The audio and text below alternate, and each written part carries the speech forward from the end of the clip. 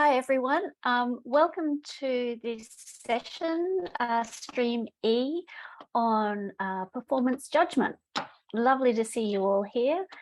And without further ado, we're due to start at 10 past 12. So I think we might hand over to Kate Moloney. Okay, thank you. So today I'd like to explore unconscious gender bias in the evaluation of harp performance. Audiences make instant judgments about music performance by sight and sound. Music evaluators are susceptible to unconscious bias through extra musical factors such as gestures, performer dress, and stage manner. These blind areas of bias can influence assessors' decision-making processes. Gender bias remains a current issue in music in the 21st century, and traditional male-female binary bias has far-reaching impacts on females in music. It impacts musical instrument choices of girls, affects the evaluation of performances, and impedes women's acceptance in the music profession. It is critical we investigate and educate about areas of unconscious bias. This study aimed to investigate the influence of traditional gender bias on the judgment of harp performances and to use a perceptual test to prompt discussion about awareness of unconscious bias. 2 harpists, 1 male and 1 female, were video recorded playing a set of 3 excerpts by Handel, Fauré and Wagner. The videos of both harpists were edited and dubbed with the female's audio. 26 listener viewers were asked to evaluate each clip for technicality, musicality, strength, sensitivity, and overall performance quality. They were blinded to the true purpose of the study. These listener viewers were asked about their evaluation process, how they approached the task, and about their awareness of traditional gender bias in music evaluation before they were unblinded. Let's watch an example of this stimuli.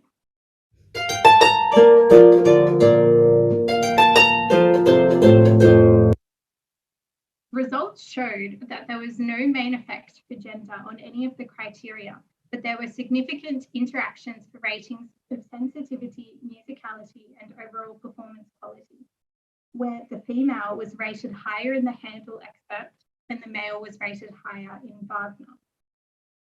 The interviews revealed no explicit traditional gender bias. However, these listener viewers tended to use gendered language and made gender associations to describe harp performance. As expected, the majority associated the harp with the female gender. The female performer was associated with sensitivity and the male with strength. 25% admitted that performer gender influenced their evaluations, and while they tried to work against it, it still did probably influence them. In interviews, listener viewers expect females to be more sensitive, but expect men to be the more stronger, more energetic, and more attacky harp performers. Participants also had preconceived images of harpists, including wearing flashy ball gown or long dress. They were aware of their traditional gender bias because everything is sort of gendered, so as I listen, I will be influenced. Listener viewers were influenced by the available extra musical cues and said things such as, I felt like the male was playing like really strongly, but I don't know if that was because they were a male or I thought I saw their hands moving stronger. While it is reassuring that there was no obvious gender bias in the listener viewers' assessment of harp performers, the significant interactions in sensitivity, musicality, and overall performance quality ratings indicate the complex nature of traditional gender bias. Listener viewers were adamant that they could hear differences between the 2 performers, even though the audio was identical. The interview was critical to explore inherent gender expectations in harp performance. Unblinding participants to the purpose of this study prompted discussion about unconscious bias and provided an educational tool to increase awareness of blind areas of unconscious bias. Participants reflected on their own vulnerabilities and reconsidered their evaluation strategies. Future music educators must be alert to unconscious extramusical bias and can learn to combat bias through new knowledge and experience. It is important that future research should explore all genders to consider the impact of unconscious bias across the gender spectrum. Thank you. And next up, we have Isabella Mazzarolo. Isabella, you're talking about a preliminary investigation of music educators supporting performance anxiety management. Perfect. Well, hi everyone. I'm Isabella Mazzarolo. I'm a Scientia PhD scholar at UNSW, and today I'll be talking about a preliminary investigation of music educators supporting performance anxiety management. So this is a little background or a mini literature review, if you will, on a study that I'm currently conducting, which I will mention at the end of this presentation. So firstly, let's just talk about the impacts of music performance anxiety, and I'll be referring to music performance anxiety as MPA throughout this presentation. So there are various short-term impacts which are grouped into the following categories: physiological, behavioural, and cognitive. And it's important to note that these are not just limited to MPA, but also performance anxiety in other disciplines, whether that be dance, theatre, sport, or public speaking. So these short-term impacts can lead to longer-term impacts. MPA can have debilitating effects on performance and general well-being, and as a result, musicians are actually more likely to suffer from mental health problems and psychological distress compared to the general workforce. And ultimately, this can actually prevent a musician from pursuing a musical career or even just performing for fun. So despite these short-term and long-term impacts, MPA is often just brushed aside and widely accepted as a normal part of a musician's life, where they are expected to cope with MPA on their own. Interestingly, though, upon looking at the literature that investigates causes of MPA, its impacts, and strategies that are used, authors often conclude with suggestions that teachers should address this topic with their students. Now, this is not necessarily based off their research, but more as general remarks for future directions. But are teachers actually doing this? So currently, I've found just 3 studies that specifically investigate how music teachers support their students with MPA. Interestingly, of these 3 studies, just one of them examines this topic from the teacher's perspectives. The others examine it from the students' perspectives. So the studies showed that there was a complexity between the teacher and student relationship and whether students could open up with MPA with their teachers. Tahir found that some students shared experiences of MPA with their teachers, while others did not. And this was because some students felt like their teachers met them at an emotional level, as seen in the quote here, whereas other students felt that their teachers more focused on the technical skills. In the study by Seeger, one teacher avoided the topic of MPA in fear that it would increase the possibility of occurrence. So here it's the teacher that was reluctant to open up about MPA with the student because they thought it might open up a big can of worms. The studies also showed that there are MPA strategies used by teachers with their students.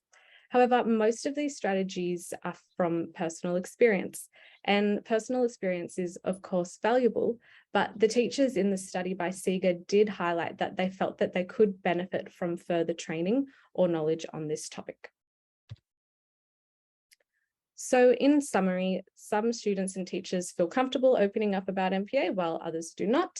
And there are some evidence of strategies used by teachers to support their students with MPA, but could benefit from further training or support.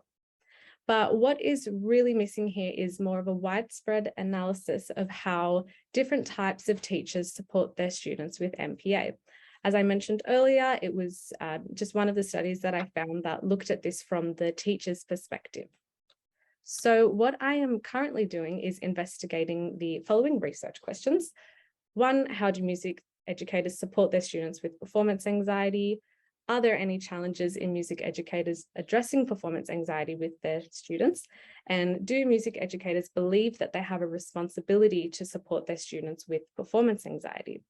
And I will be doing this through gathering questionnaires and interviews and data from that with a wide range of music educators to get a more widespread picture of MPA management across music education. Thank you. So yes, we have Olivia. Now, excuse me as I mispronounce your name. Utharntharm? Hey, that's not too bad. Utharntharm. Yeah. Utharntharm. Okay, there you go. It's pretty good. I get it all the time. Broughton. Yeah.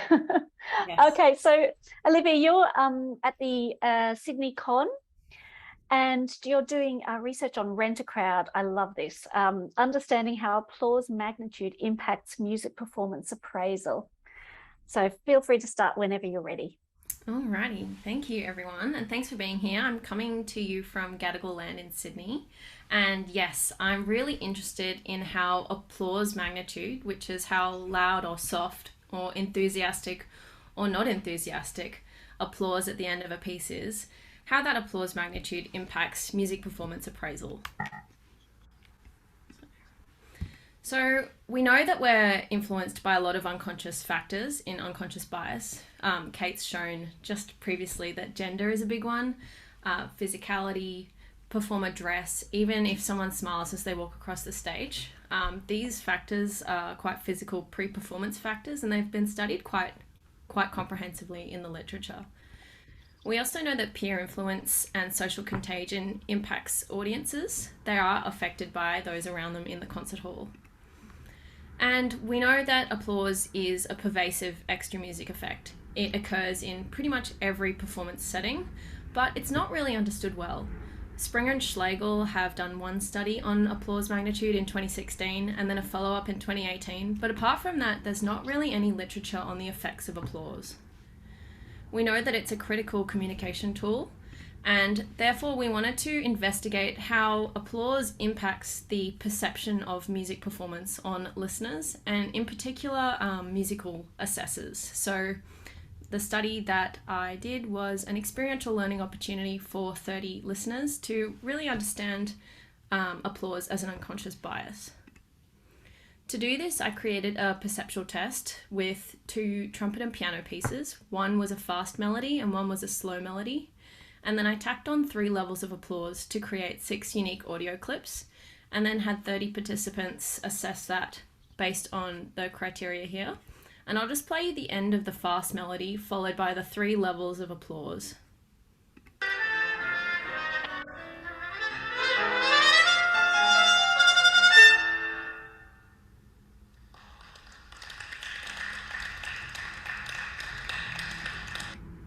Followed by the stronger applause.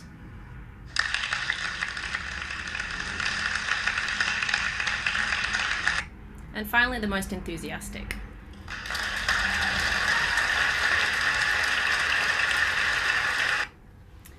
And all of the participants in the study were told that these were live clips from undergraduate trumpet recitals. After the perceptual test, they were given the opportunity to debrief with us and also take it as an experiential learning opportunity. So we found that there were significant effects between polite and vocal applause for both the fast and the slow piece for overall quality, expression and dynamic control. You can see here in particular the overall mean score for the fast piece is quite significantly higher than the polite. And even though for the slow piece the score peaked for strong applause, there's still that significant effects between vocal and strong compared to polite. So the applause is significantly impacting how people think and feel about these performances. So applause is really underestimated. It's now the challenge of music and performer evaluations. The participants in our study said that the vocal applause excerpts were more dynamic in nature and more expressive. The concert etiquette and the company of others, the participants were really cognizant of this. They identified as the hive mind and a community of people, even though they were just listening to this piece through headphones and through their computer. They were also really interestingly aware of the impact of applause and social contagion on their appraisals. One participant even admitted that the piece, which had a really big applause and cheering in it, they gave it a higher mark than they anticipated they would. Once the participants were unblinded to the applause magnitudes, they were pretty surprised. They found it very enlightening, and many of the experienced listeners said that we'd blown their mind and admitted that applause really did make a difference to their perception of the piece. So we know that applause is an integral part of music concert culture, and now we need to arm music assessors and train them to be aware of it in a assessor environment. So listeners, we know now, are susceptible to applause magnitude. The experiential learning opportunity was really invaluable for our participants. They all were really quite appreciative, actually, of us revealing how critical applause is. And it informed their strategies going forward and their awareness of applause magnitude. So lessons for future audiences and evaluators: know that applause is in their blind spot. And lessons for future performers: if you want to get a great reaction from the crowd, if you want a great final mark for your graduate recital, you should rent a crowd. Thank you. I'd like to now invite our last presenter for this session, Naomi, to get set up. Yep. Hi everyone, my name's Naomi and I'm an honours student at James Cook University. So over the past few months, I have been examining the experience of flow in everyday life under my supportive supervisor, Dr. Amanda Krause, who is also president of AMPS. So the concept of flow was first introduced by positive psychologist Mihai Csikszentmihalyi through his work in studying the creative process. So Csikszentmihalyi defined flow as an immersive state in which the individual skill level meets the challenge of the task, resulting in optimal functioning and feelings of enjoyment. So within the literature, there have been many differentiations in the conceptualization of the flow construct. So in making sure we are all on the same page, I will illustrate flow as having two antecedents, these being optimal, challenge, and high motivation, along with three core experiential dimensions. So these are the dimensions we experience while in that flow state. And these are absorption, effortless control, and intrinsic reward. Now, in terms of flow in everyday life and the possible antecedents facilitating this experience, the literature tells us very little. Currently, the predominant areas we see flow research in is the elite sport and music domains, where many flow promoting and flow preventing variables have been identified. But how does this all compare when examined in the context of everyday life? So in the current research, we aim to examine people's experiences of psychological flow across everyday life activities, which include a performance element. So for this sample, we considered sport, music, education, and work context. So our research question looked at how can the everyday flow experience be characterized across everyday life domains. So to participate in this research, individuals needed to be over 17 years of age, an Australian resident, and have an upcoming performance-based activity. So data was collected through two online surveys. The first documented the upcoming performance activity, and the second survey employed several measures. So we utilised the flow short scale, which produced an overall flow score. So this indicated the intensity of the flow state. A high score suggests a strong flow experience, while low scores a weak flow experience.